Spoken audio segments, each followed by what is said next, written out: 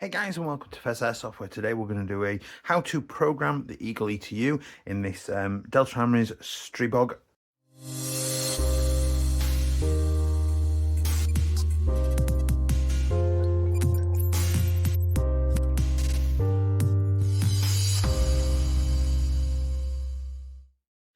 Hey guys, and welcome back. If you do enjoy this content today, please do consider liking, commenting, subscribing, because those interactions help me get seen by the YouTube algorithm. That helps the channel grow. All my socials are down below, including my Discord on the Linktree link that's down there. And if you want to join the channel through YouTube, 99 pence a month, you get all of my mess ups like I've just made a second ago, and swore a little bit. And that's all on there. Totally optional, really appreciated. So hopefully you've seen my unboxing. I absolutely love and adore this bloody piece of kit. I think it's a fantastic, great piece of kit. And I said I would do a how to program the ETU that's inside it. So there is the Eagle ETU. Now, this is pretty simple, and there's a lot of features on here. So we can choose our firing mode between auto, semi, burst, 3-round burst and 5-round burst. We can choose our that's on auto setting. We can choose the semi shooting mode between semi, binary, auto and sniper.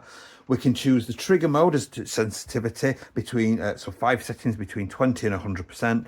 We've got pre-cocking mode of 1 to 6 levels, and then we can turn our active brake on or off as well. So there's quite a lot of customizability, and there's probably all the options in there that most people want. So first thing we're going to do is we're going to plug in our battery and listen to the MOSFET boot up.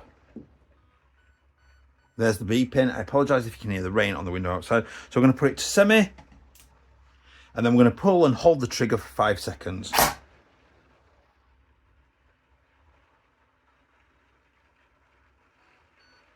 And then it's beeped. It's now in basic programming mode. So the number of beeps indicates which programming system we're in. So 1 beep means that we're in the automatic shooting mode. So we're going to configure the auto mode. If we press the trigger again, we now got 2 beeps. So we're now in semi configuration. Another 3 beeps is the trigger configuration mode. 4 beeps is pre-cocking. 5 beeps is active brake. If I pull it again, we go back around to the start. So in this example, what I'm going to say is we're going to change the automatic to be 5-round burst. So what I'm going to do is we're on that setting. So I'm going to click to auto. We're now in the programming branch for auto. So we've got 4 settings here. So 1 is auto. If I pull the trigger, 2 beeps means auto is now semi-automatic. 3 beeps, we've now got a 3-round burst. And 4 beeps means I've got a 5-round burst. So what I'm going to do is I'm going to configure this setting. So to keep that,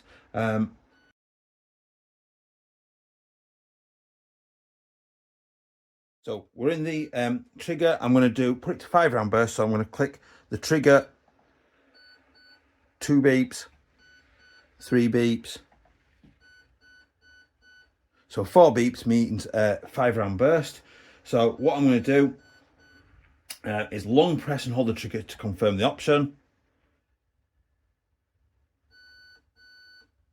Done, and then we'll put it to save, and we've exited programming. And now, when I go to auto,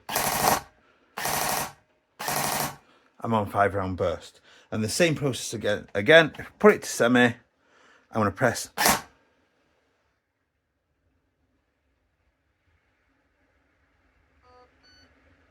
So I'm now in the programming mode. I wanted the auto configuration, so it's telling me what it is. So I'm going to pull the trigger. I want 1 beep, which is back to auto. I'm going to press and hold the trigger.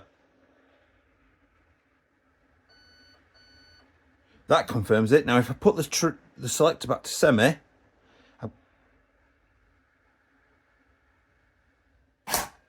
we have exited programming and back round to save, and everything's stored and confirmed now, and it's back to normal. And then I can just repeat the process again. So it's really quick and easy, using a series of beeps on semi to choose between if you want to configure the auto setting, the semi shooting, the trigger sensitivity, the pre-cocking mode or active brake. And then we put it to auto, and the number of beeps is incremental. And what I'll do is I'll put a little snippet of their 2 infographics up on the video, just to show you.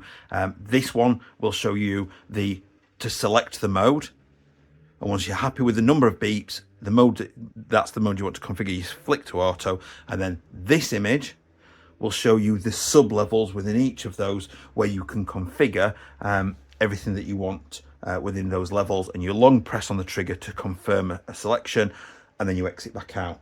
Now, what I will do, the last thing I'm going to do is I'm going to show you how to factory reset everything. So what we're going to do is we're going to disconnect the battery.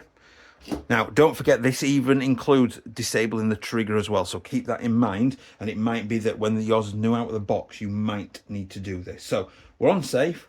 We're going to pull the trigger to the back there, and what we're going to do is connect the battery and wait for 5 seconds. We're going to wait for some beeping sounds, which means that the factory setting is done. So I'm going to pull it back. It does warn you not to pull too hard on this.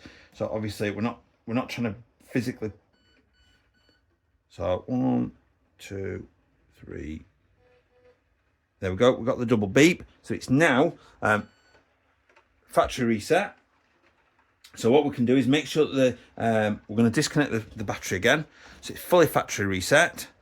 And to configure the trigger ready for use, we plug it in. We're going to make sure it's safe, connect the battery, and what we're going to do is we're going to wait for 3 seconds for that beep, which we got there. Now we're going to pull the trigger and to the bottom for 5 seconds.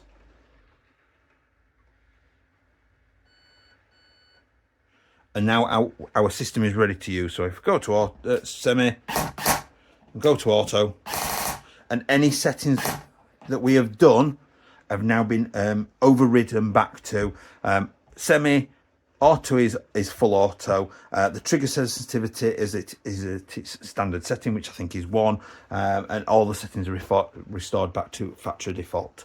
So I hope that's helpful. I hope that's been useful. Please do remember to like, comment and subscribe, and I will see you next time. Bye.